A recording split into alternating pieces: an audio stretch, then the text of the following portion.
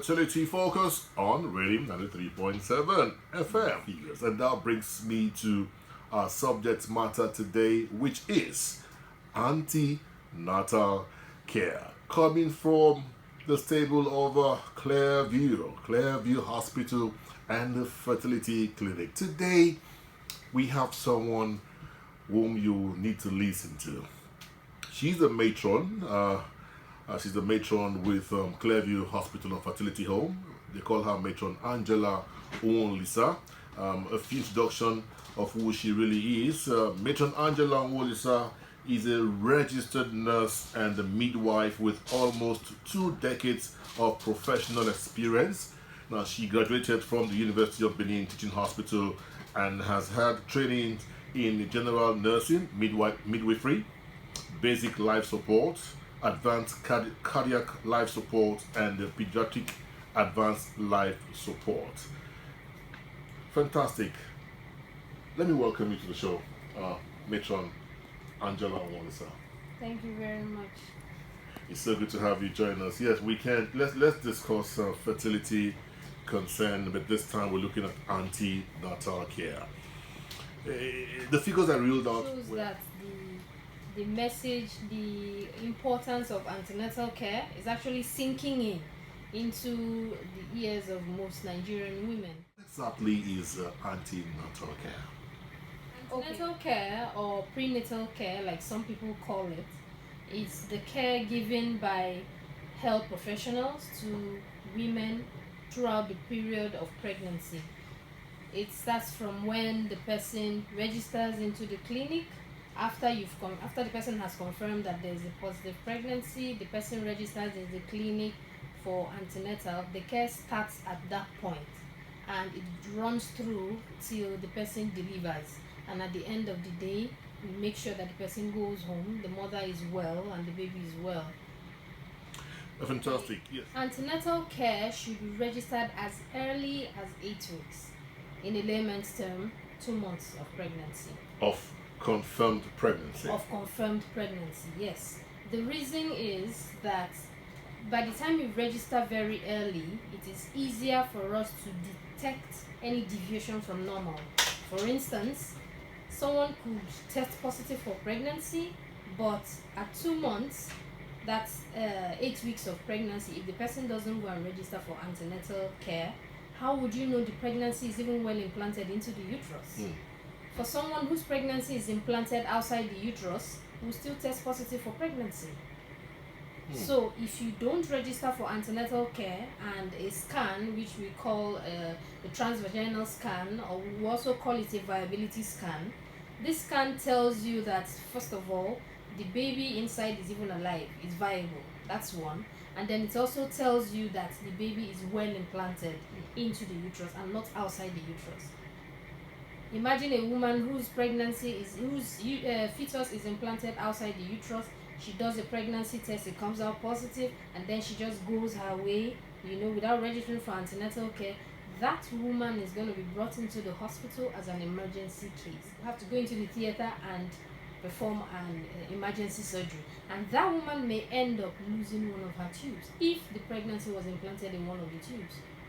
Antenatal care as early. As If earlier than 8 weeks, could we still confirm the viability of the pregnancy before 8 weeks? Yes, but the best picture you could get on a scan, on a transvaginal scan, is at 8 weeks, from 8 weeks. Fantastic. So and this woman gets pregnant, comes in for antenatal assessment, and then we notice that the blood pressure is high. Now, this woman is going to be monitored closely, more than someone who doesn't have any ailments alongside with pregnancy. So, in such case, it is very beneficial to the mom, because we are going to add some other drugs apart from routine antenatal drugs for the woman.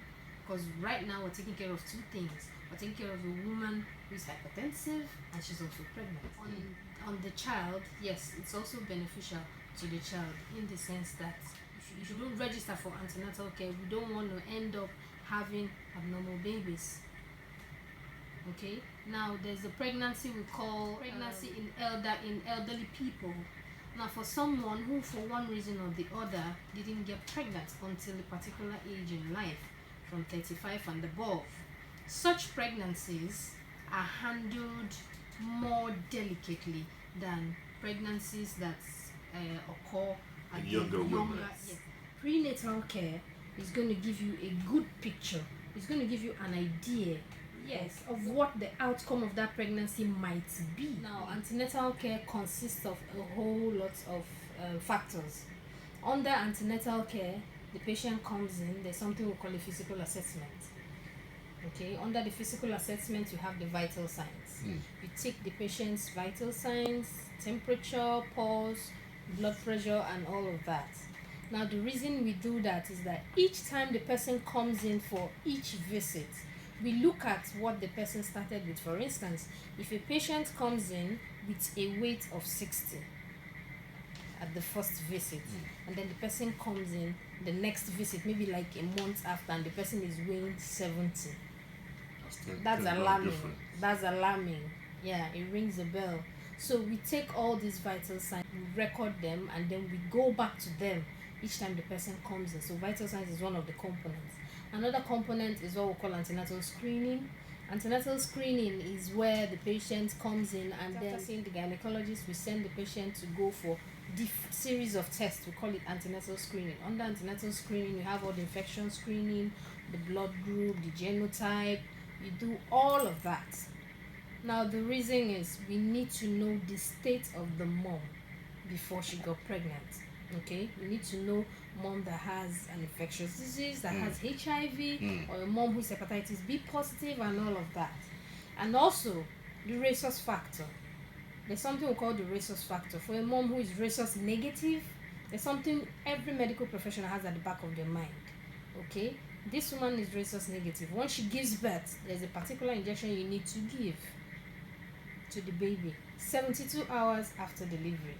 If not, complications could arise. So investigations is part of the components. Another part of components of antenatal care is doctor's appointment.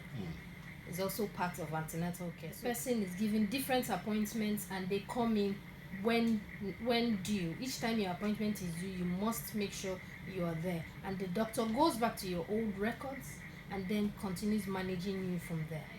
For someone whose genotype is SS, now already they are very tender, they are fragile, so imagine someone who's a sickler getting pregnant. They are prone to complications. They are prone to a whole lot of complications. Okay, so antenatal care will help to detect early whatever complication that may arise at the delivery or even during the course of pregnancy, because pregnancy on its own already has a whole lot of physical or physiological changes that one experiences. So imagine someone who is already a sickler and then the person gets pregnant. That could be very, very overwhelming for the person. So antenatal care is really very, very crucial, very important for that person. For a child who was born prematurely, okay, now for instance, a woman comes in and she tells you that, okay, the first delivery I had was a premature baby, and due to one thing or the other, the baby didn't survive. Okay, now if a woman now comes in and registers for antenatal, because of the scanning, because of the measurements also that the gynecologist takes during antenatal appointments, if there is a need for him to intervene quickly to save that child, he does that without looking back. Fantastic. Okay, and then if for instance, for any reason we know that, okay, this baby is still going to be delivered prematurely, already we have specialists, we have all hands on deck, ready to receive that child, ready to do everything possible to keep that child alive. So for that child, antenatal care is really very important. Once again for you, 0709 5993 6937, 0705 7937, and the WhatsApp number 07025008035. These are the numbers you could reach us by. We are ignorance. Okay, some people will tell you, my mother gave birth to 10, and she has never said anything about antenatal care. If she can do it, why can't I? Yes, and that's why this program is really very important. We need to really sensitize people on the benefits and the importance of registering for antenatal care early enough. Not just coming to register maybe at the tail end of pregnancy when a whole lot of things must have gone down before you come in, and then you come in and expect the medical practitioners to do magic, to perform magic. And then it's also important that even when you register, you are consistent with your appointment. With your appointment, that's also yes. very key. That's why I said at the beginning, you don't just register and it ends there. You register, you keep your doctor's appointment. Each time you're asked to come, please come. For women out there, when you get pregnant, anytime, the moment you do a pregnancy test and it comes out positive, please register for antenatal at any hospital nearest to you, okay? And you must ensure that the hospital has a gynecologist, not just they have a medical doctor. Make sure whoever you're going to see is a seasoned gynecologist who knows everything about pregnancy and its complications. Fantastic. Women out there, make sure there is a gynecologist in whichever hospital